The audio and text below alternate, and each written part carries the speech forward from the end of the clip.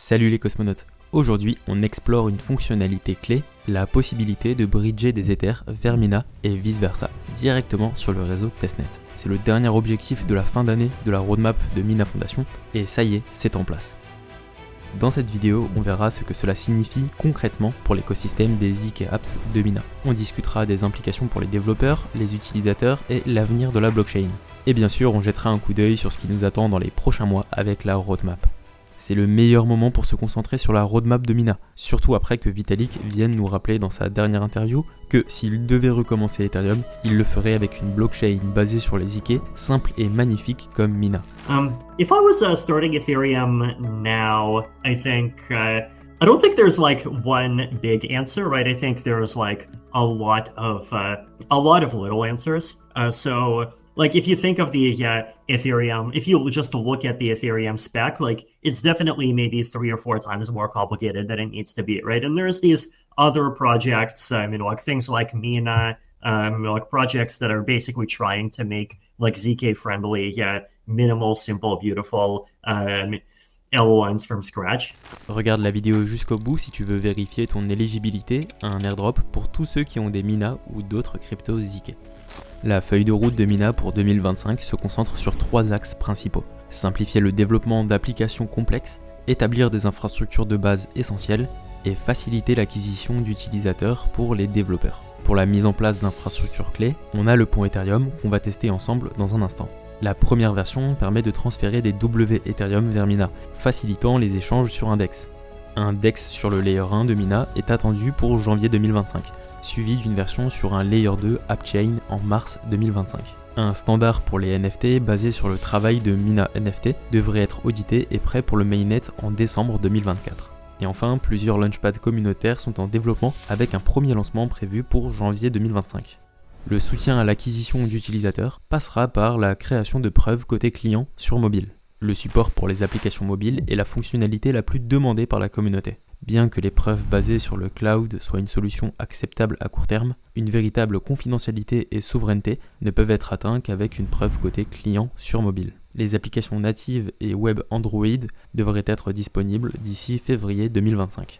Un programme pilote d'incitation pour les utilisateurs sera lancé début 2025, avec des programmes plus ciblés prévus pour premier et deuxième trimestre 2025. Des API pour les certificats privés ou pour les portefeuilles sont également là pour soutenir les utilisateurs et l'infrastructure.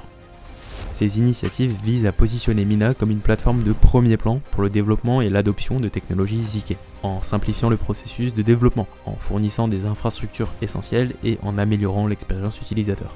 On aura tout le temps de suivre ça au fur et à mesure. Je remercie d'ailleurs encore une fois la Mina Foundation pour le soutien apporté à nos contenus, que ce soit pour toutes les réponses à nos questions plus ou moins techniques et évidemment pour l'aide financière.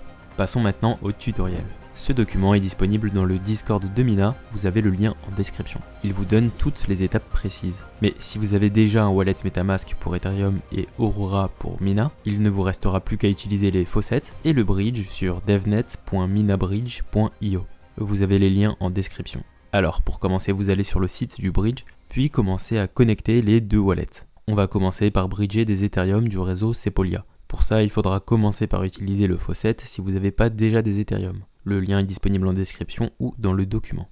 Une fois que vous avez reçu les ETH, vous pourrez en envoyer une partie. Le montant n'a pas d'importance. L'adresse destinataire sera celle de votre réseau DevNet de Mina.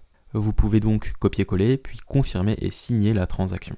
Vous pouvez vérifier l'état de la transaction en allant dans l'historique. Le temps de recevoir vos ETH, vous pouvez prendre de l'avance et aller utiliser le faucet de Mina, puisque vous ne pourrez pas bridger depuis Mina sans avoir de son token pour payer les frais de transaction. Encore une fois, vous avez le lien dans le document ou dans la description de la vidéo. Vous avez juste à copier-coller votre adresse Mina. Une fois que vous avez vos WETH et vos Mina, vous pourrez simplement faire la même opération de bridge en plaçant Ethereum en adresse de destination. Bon, normalement, c'est pas avant de faire quelque chose qu'on se demande pourquoi on le fait. Donc, pourquoi bridger des Ethereum vers Mina est vraiment utile. Avant ce bridge, Mina se retrouvait isolée dans son écosystème, sans pouvoir profiter de la liquidité, utilisateur et adoption du reste des écosystèmes. L'ETH et tous les autres ERC20 qui font sens dans la DeFi ou le paiement privé, comme l'USDC ou le WBTC, pourront profiter des applications de Mina. On peut penser aux applications d'échange décentralisé privé, des marchés monétaires, mais aussi de la génération de stablecoins à partir d'un collatéral décentralisé comme Ethereum, Mina et TIA, pourquoi pas. On pourrait aussi voir des applications de restacking avec les Ethereum.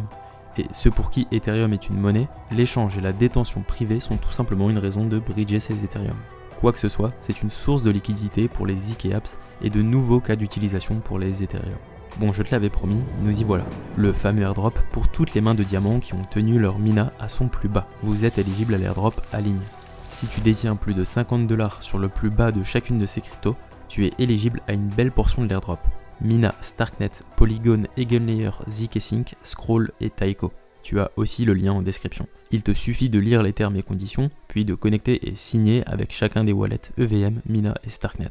Align est le token du projet Aligned. Ce projet est très proche des équipes de Starknet et Mina, que ce soit techniquement ou humainement. Il se concentre sur la vérification ZK performante, pour les roll-ups qui tiennent à la sécurité économique d'Ethereum, dont Aligned hérite grâce au restaking d'Eigenlayer. Aligned va d'ailleurs être une autre solution d'interopérabilité entre les écosystèmes Mina et Ethereum. C'est la fin de cette vidéo et j'espère qu'elle t'aura été utile. Je vous souhaite de bonnes fêtes de fin d'année, on se dit à très vite, ciao les cosmonautes.